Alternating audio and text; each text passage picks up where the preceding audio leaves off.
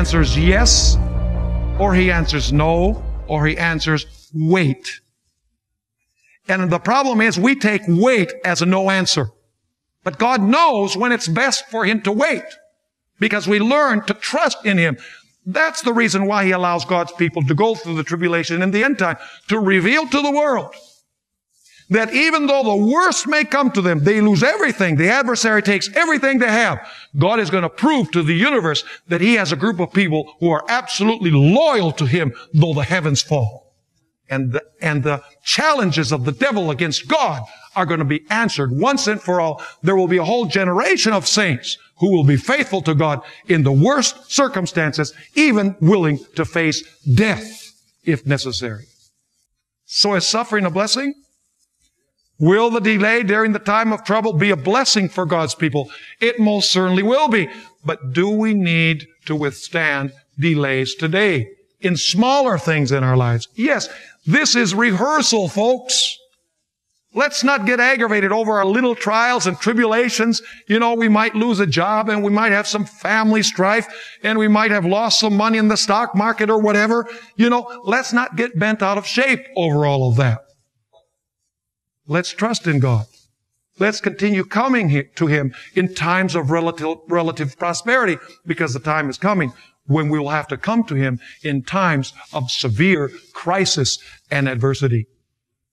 So once again, I ask the question.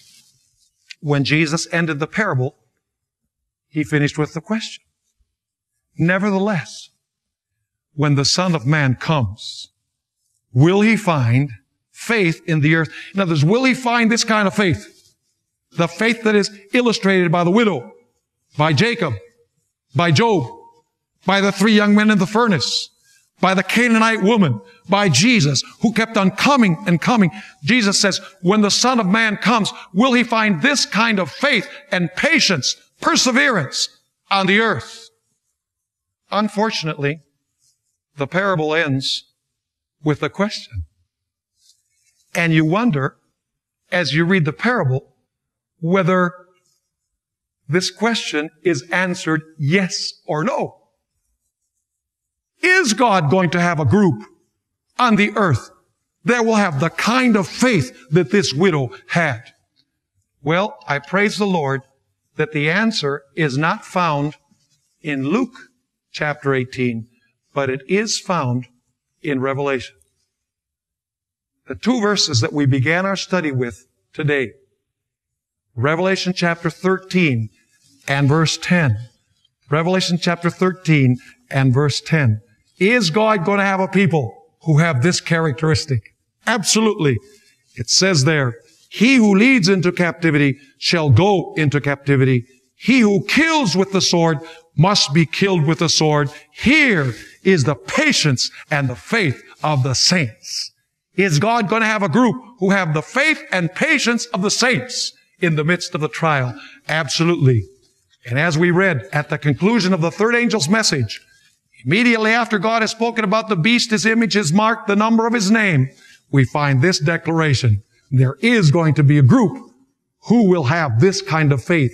It says there in Revelation 14 verse 12, here is the patience of the saints. Here are those who keep the commandments of God and the faith of Jesus. So what is the answer to the question that Jesus asked in his parable?